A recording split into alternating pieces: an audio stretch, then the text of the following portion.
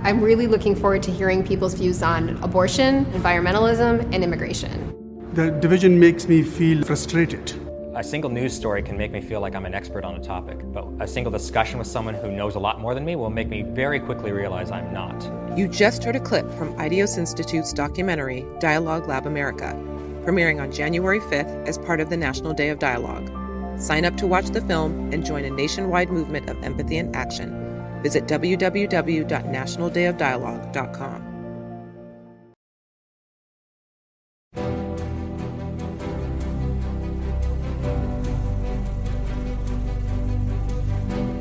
From the McCourtney Institute for Democracy at Penn State University, I'm Michael Berkman. I'm Chris Beam. I'm Candis Watts-Smith. I'm Jenna Spinelli, and welcome to Democracy Works, the season finale year-end wrap-up for 2021. So we have everybody here together, and we're just going to, I think, look back at some of the things that we've talked about and seen in democracy news over the past year, and maybe take a look ahead at some of where we might be going. And this is all sort of framed around, we're not that far from the 1-year anniversary of the Capitol insurrection on January 6th. And it seems to me that, a lot of the discussion right now in the media is, was January 6th, what we saw that day, just a test run for what we are going to see in 2022, 2024, and beyond, as far as attacks on democracy and the institutions that comprise it. So I thought that might be a good place for us to start. What do you all think? Is what we saw on January 6th an exception or an anomaly, or is it more the way that politics and democracy will operate moving forward? I guess we can kind of divide January 6th into some of its contingent parts. Okay. So on the one hand, you have the big lie, the effort to subvert the popular election results. That is an ongoing thing. The second, you had the sort of violence that was committed there. We know by a broad cross-section of Americans, and whether or not we're heading into a period of political violence. And there, I have to say, I have a lot of concerns personally. I would say yes and no. I mean, on the one hand, I don't think that we're going to see a repeat of the insurrection, or at least I'm not confident that that's going to happen. But I do think there has been a concerted effort at subversion of democratic norms and practices, but it's been at the institutional level. And so the end result is the same, but the effort now is more systematic and institutional. And the one thing that kind of kept us on the Democratic side of the ledger after January 6th were those same institutions: secretaries of state, legislators, governors, and judges. And there has been an effort to undermine that last remaining kind of buttress to democratic society. So I think that it's also important for us to figure out exactly what the goal of January 6th was. And there were many different kinds of people there. I was listening to an interview with Catherine Belu, I think is her name. And, one of the things that she brought up is that this kind of attack was depicted in like a white supremacist piece of fiction, and really served as for many people, it was a recruitment strategy into these kinds of movements. So from that, again, going back to Michael mentioning its component parts, that's one part. And then there is the response, both short-term and long-term. So to your point, Chris, about, there were plenty of Republican state election officials who ensured that the vote was, counted as it should have been. And then, so that was short term. And so, we got President Biden and all of the things. and also, Mike Pence did what he was supposed to do, his job. But then we have the long-term part in this like past year of just watching people willing to provide legitimacy to the claims of people who were at January 6th and to continue to undermine the legitimacy of the election. So, I think you're right. There's a lot of maybe not thinking about what January 6th exactly was, but maybe just kind of reflecting on its short and long-term impacts tells us maybe some signs of where we're heading in different parts of our society and our governance. And in many ways, Donald Trump will be in a much stronger position to subvert the results of the election in 2024 than he was in 2020. And I suspect people don't realize that because they think, well, he was the president, he had all the powers. But actually, the executive branch has very few powers when it comes to elections. The powers lie in the state legislatures, they lie with state election officials, and they lie with the Congress. In 2024, you may well have Republican Congress in both houses. In 2020, it was split. We know that they have gone after many of the election officials and public officials who did the right thing in 2020, and they have been replaced by people who are, just personally loyal to Donald Trump. I think 2024 is shaping up to be very scary. And I know there is an article in The Atlantic that's getting a lot of play right now that I would refer people to. I'm sure Jen will put in the show notes because it really does lay this out. And it's pretty frightening stuff. Well, for me, there is basically a cottage industry of doomsday writing around, are we at the end of democracy? I'm a charter member, by the way. Yes. I have my ID card. We can pick apart, we can look at each of the components of these arguments.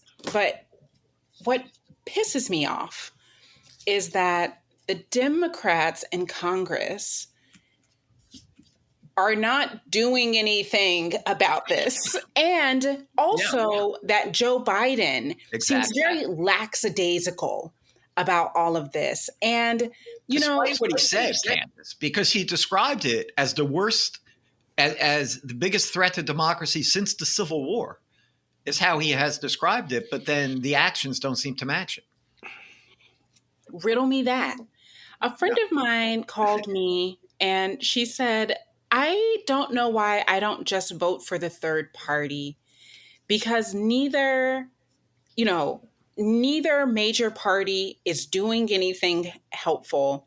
And she says, I know that what you're going to do is try to get me, you're going to try to use fear to say, I shouldn't vote. I should vote for the safe guy in order to not get the really scary guy. But is that a good enough motivation to persuade my friend and other people like her that the Democrats are going to help, that the Republican, you know what I mean? Like, we have these two major parties, and under both of them, we have a lot of suffering and very little Democratic backsliding. So what do we make of this? I wouldn't go that far. I think there's one, I think the argument that the Biden administration would make is that it's the economy stupid, and then therefore you deal with the economy, and that's how you make the best case for a re-election. Whether or not that's right or wrong, I think that's the argument they would make.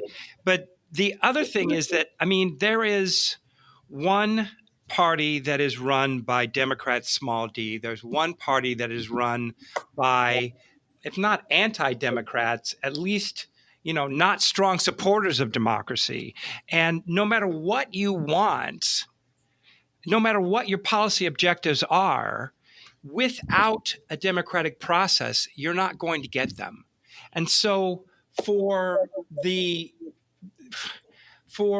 this changes, until it proves to be otherwise, the best way to achieve any policy ends is to vote for the party that supports democracy. And, in terms of that basic criteria, I don't think there's much question that they're not the same. And I also think that as important as he argued the state of democracy was, I think as a, institutionalist through his core, he was far more concerned about the institution of the Justice Department than in using the Justice Department, which really is the only tool he's got, of using the Justice Department to address these issues of democracy. So he appointed somebody who is an institutionalist and can help to perhaps rebuild the integrity of the Justice Department.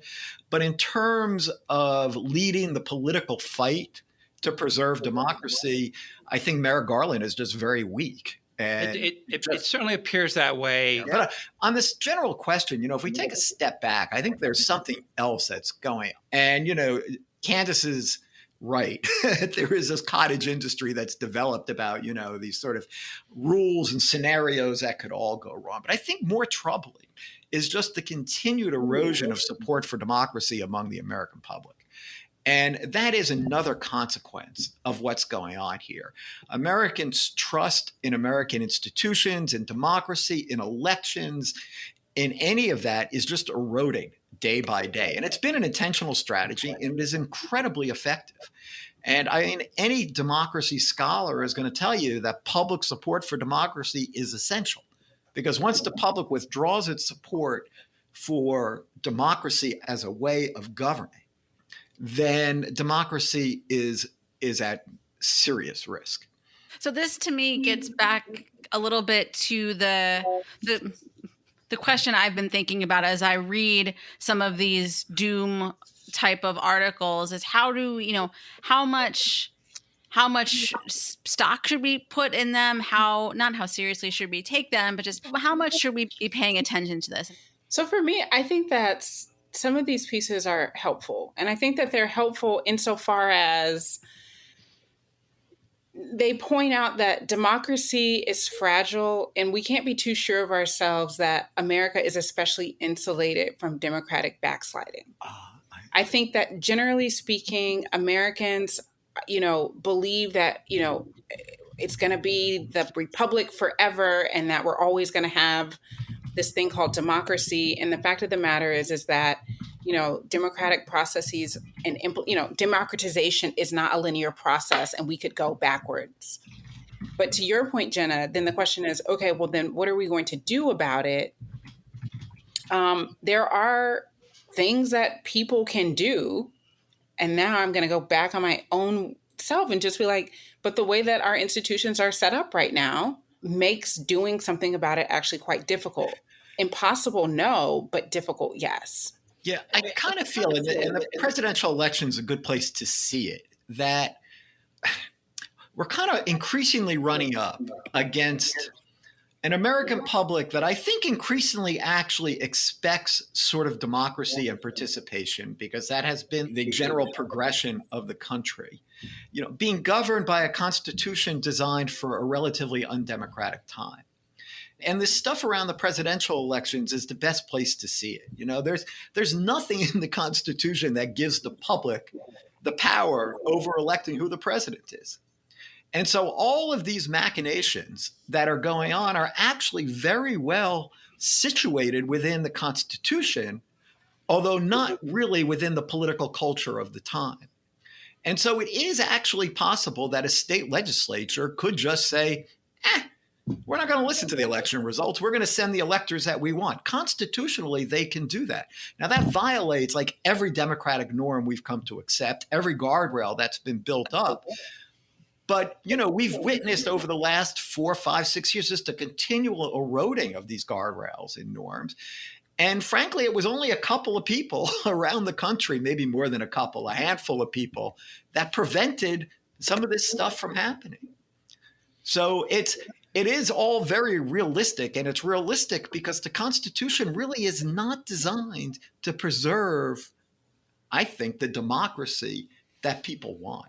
And I think actually that might be part of what's embedded. And I know because this comes up on the Mood of the Nation poll, and we think about it a lot, about this, where people who often respond to us, we're a republic, not a democracy. And I think that's kind of a going back to the Constitution and saying, we're not intended to be democratic, but it's a democratic age, and people do expect to have a say. I mean,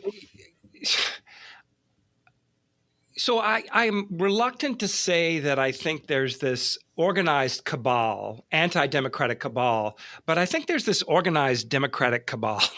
And it's not just on the part of elites in the United States, but it's also Russia and China and other actors, Orban in Hungary, who see it as their task to undermine popular support for democracy. And what they do, what these international players do, is point to what's going on in the United States right now and say, see, this doesn't work. It's hopelessly conflicted. They don't get things done. They're not serving the populace. And if you really want to have a society in which your children are going to be better off than you are, and where the streets are safe and every, whatever else you want, then democracy is not for you. Right. So, the point about this kind of anti-democratic takeover, organization, we've been talking about it thus far at the national level, but I think, as we also know and have seen over the past year, it's filtered down to the local level, and it seems like school boards in particular are a hotbed for this right now. Then we've talked about this sort of in passing on the show this season, but not really at length. And so just wondering what you all make of this. Is this just a localization of what is happening nationally? Is this something unique or different? Is this perhaps in our local governments better positioned to deal with these types of things, or are they not as well positioned? And how are you thinking about these types of things? So I had two thoughts about the school boards that really kind of concern me right now. One is what they reflect about this culture, about a sort of culture of violence that I think is increasingly dominating our politics. And maybe not by a majority of people, but a pretty powerful minority. And I mean, have we seen so much sort of, I don't know how one would empirically assess this, but it feels like the Klan days in the sense of just sort of a culture of accepted political violence in pursuit of one political side. And we're seeing that now. There are all these stories of these school board members that are receiving death threats or having to quit, this type of thing. And so there's no doubt that we're seeing that kind of filtering down of this sort of culture and acceptance of violence. The other thing about it, though, is, and this is not new. I mean, a very good political scientist, Daniel Hopkins, has written about this, that American politics is becoming increasingly nationalized, that local politics are more and more like national politics are. And how depressing. Because, on this show, as one place, as we try to do through our Nevins Fellows program at the McCourtney Institute, we often think about local politics as the place where you maybe can go to get away from this intense partisanization, from the intense negative partisanship, and maybe to be able to participate in politics. Yet, I mean, my sense from what's going on at the school boards right now is people are pulling out because they really don't see local politics that way these days. Well, and it's just not worth it, right? I mean, if these people most of these positions are volunteer, and they're getting death threats and, just getting yelled at and having these meetings turn into, free-for-alls. And, I mean, there's this argument in, among political scientists and others that, look, this is not supposed to be, there's something agonistic, there's something antagonistic at the core of American politics. And politicians operate according to self-interest, and it's forever thus. And you can't have high expectations. But you know what? This is new and different. It is only in the last 2 or 3 years that we ever had to duct tape people to chairs or to seats in airplanes because of their behavior. That doesn't happen before. We didn't have people getting death threats at school boards. Even when we were in the midst of issues around white flight or, gay teachers or whatever, you didn't hear death threats. So I just want to insist that A, the culture has changed, and B, we should try to change it back. So aside from the fact that we see that good people are opting out of good, sensible, thinking, insightful people are opting out of local politics, that we see a propensity for violence increasing, that we see, the underbelly of like this individualism and lack of communitarianism. Like, why wouldn't, aside from, let's say you need your child to not wear a mask for, maybe, for special, like, for their education, what I mean? Like they need special accommodations. Most other kids are perfectly fine and they're healthy, right? So like the fact that you're willing to forego the health of other kids for whatever reason. The one thing that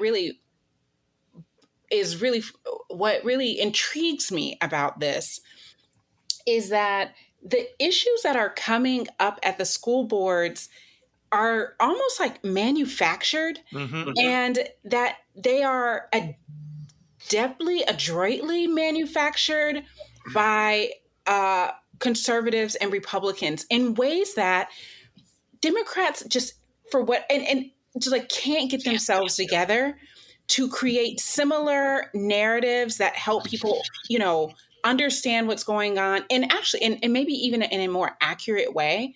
But I just find it fascinating how people are clinging on to this debate around critical race theory, or that they're clinging on to this debate around COVID and anti-science. It just boggles my mind that Democrats in particular haven't found a way to bring a series of issues that are similarly important to not just to Democrats, but to Americans in a way that they would want to rally, not necessarily with violence, but in a way that it says like, there's something at stake here and we need to be fighting for it. And in our case, like it's democracy, it's inclusion, it's, making sure that people get the things that they need to make sure that our institutions are running well. Where's the narrative? Where's the soundbite? I'm underwhelmed by what's going on the left. But I also think that they really fail to understand and appreciate the utter frustration that people are experiencing now, in particular, many parents, and how that frustration can be weaponized by, smart people with divisive issues around a whole bunch of others. And the New York Times on their daily podcast did an excellent job over about an hour and a half looking at the school board elections in Bucks County, Pennsylvania.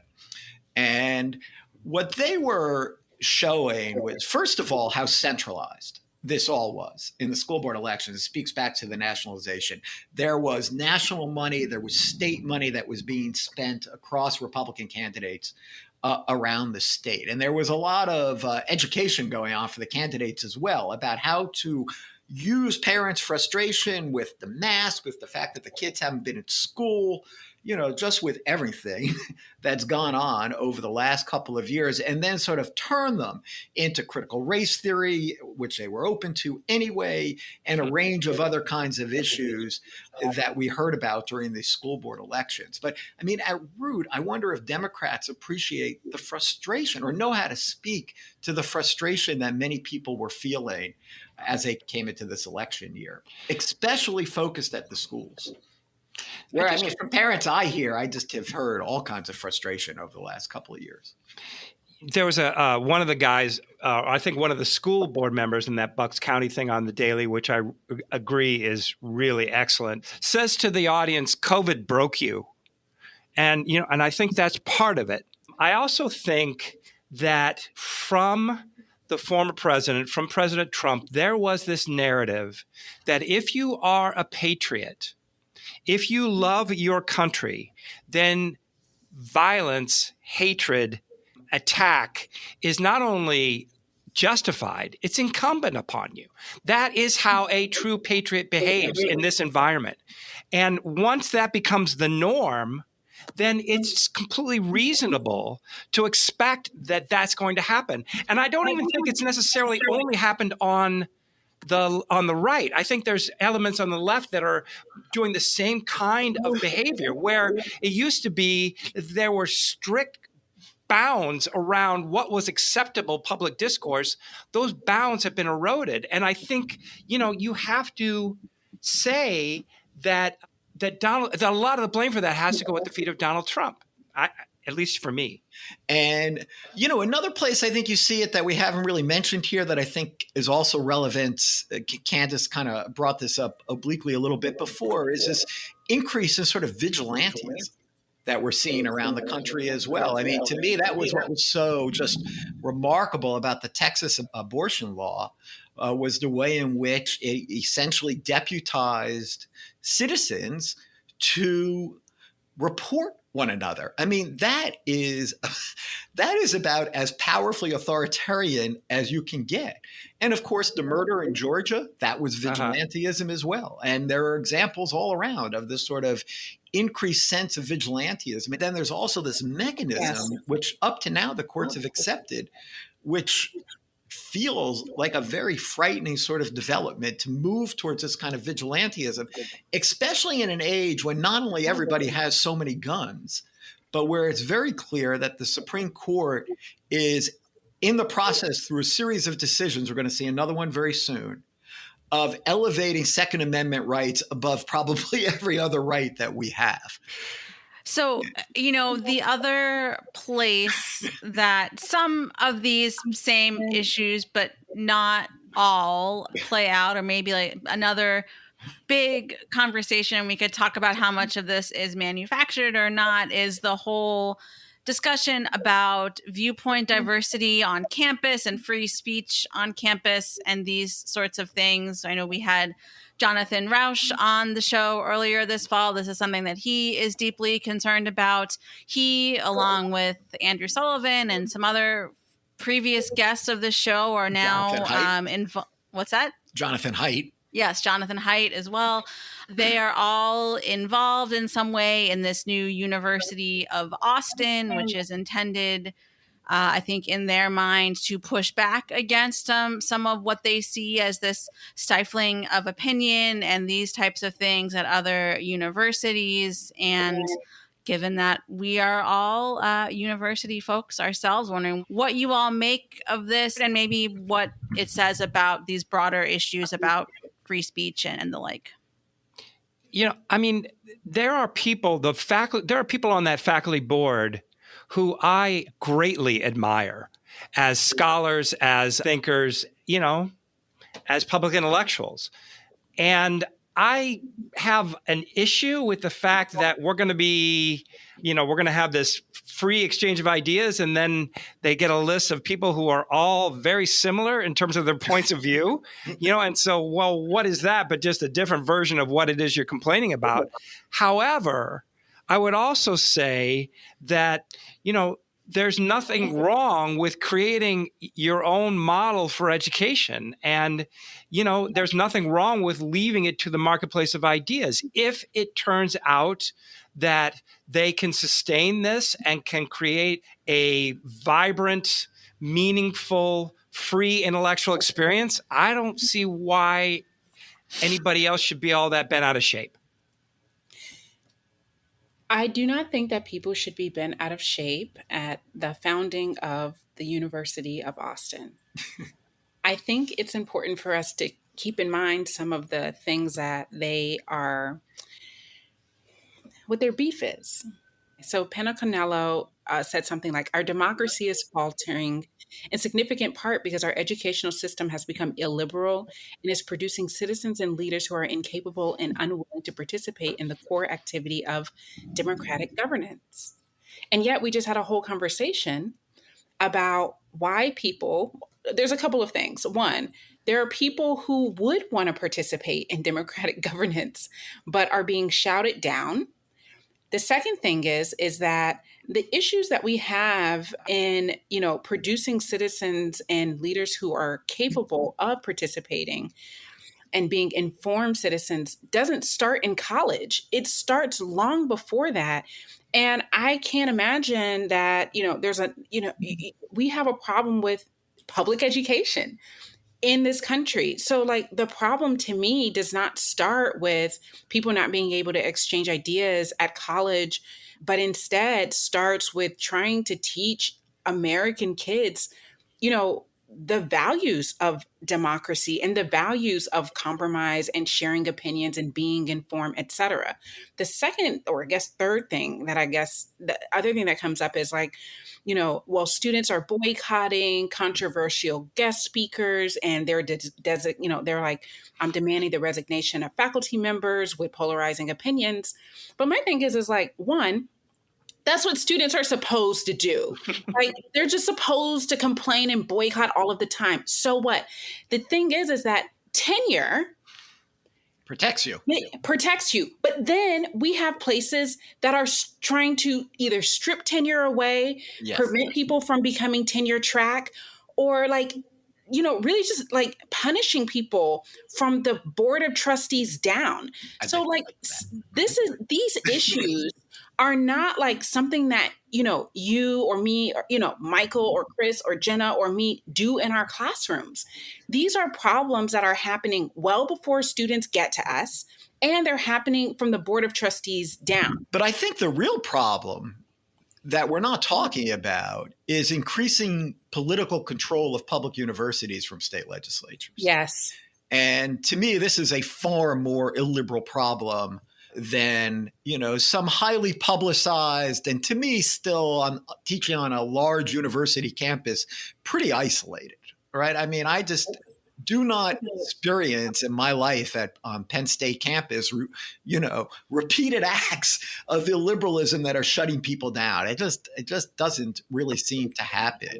There are some valid points that are made about viewpoint diversity among faculty that I think has a lot more to do with selection than than anything else. But what's going on out of the state legislatures, where, for example, in certain states now, professors aren't allowed to discuss certain kinds of race issues and aren't allowed to discuss other kinds of issues, or are being told what it is that they have to do.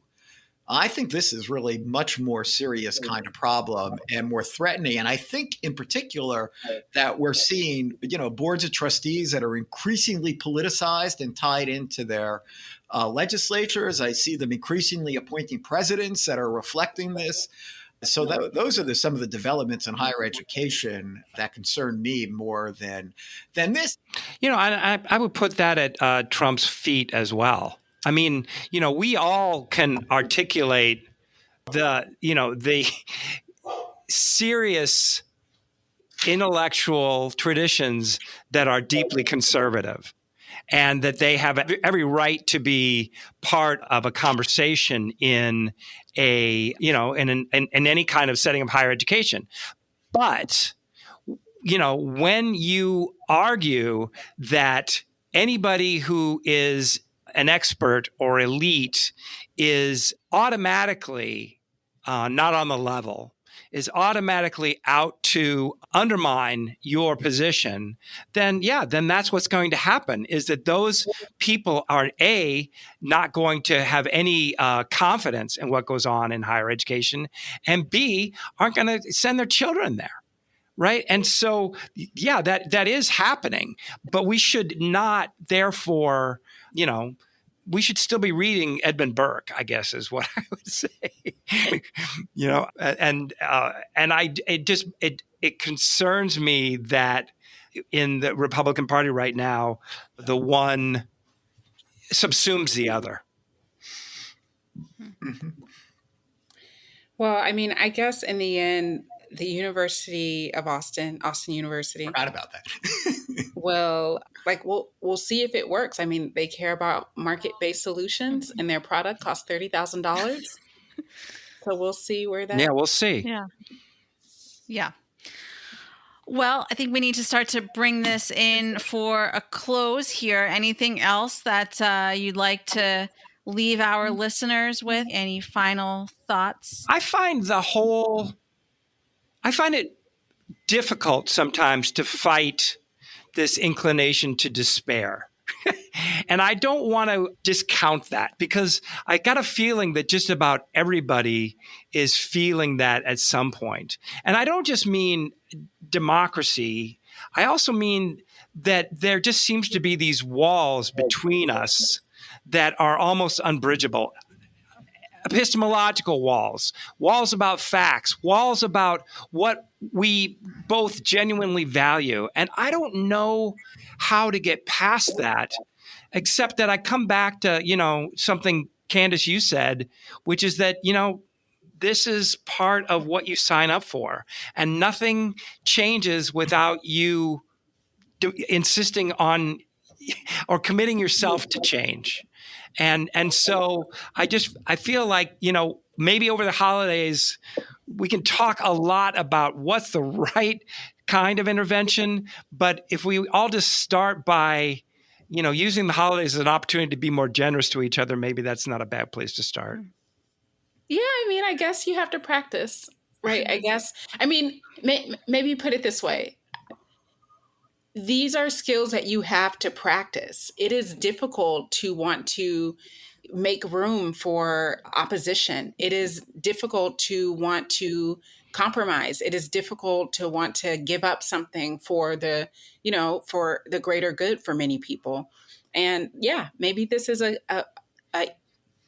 a low stakes way of practicing these skills in the holiday season. To zoom out, I think that one of the things, I agree with you that, these things do take practice, and it's easy, I think, just to passively consume a lot of this stuff, whether it's reading articles or listening to podcasts or, all the rest of it, without actually taking action on the things you hear or putting into practice the things you're hearing. And this is why I think that it's important for us to at least have a direction to go. What we are doing a lot of is saying which direction we don't want to go in.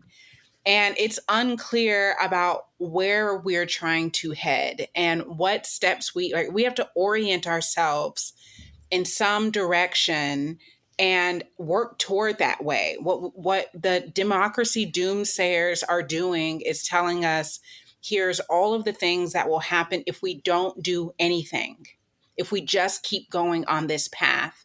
And so that means that we can take another path, but we'd have to kind of figure out what that direction is going to be, what the orientation is going to be, and then what that first step is going to be. As a student of party systems over the years, right? Party systems are pretty stagnant things that stick around for a while and then can eventually change. But it takes pretty dramatic events to make them change.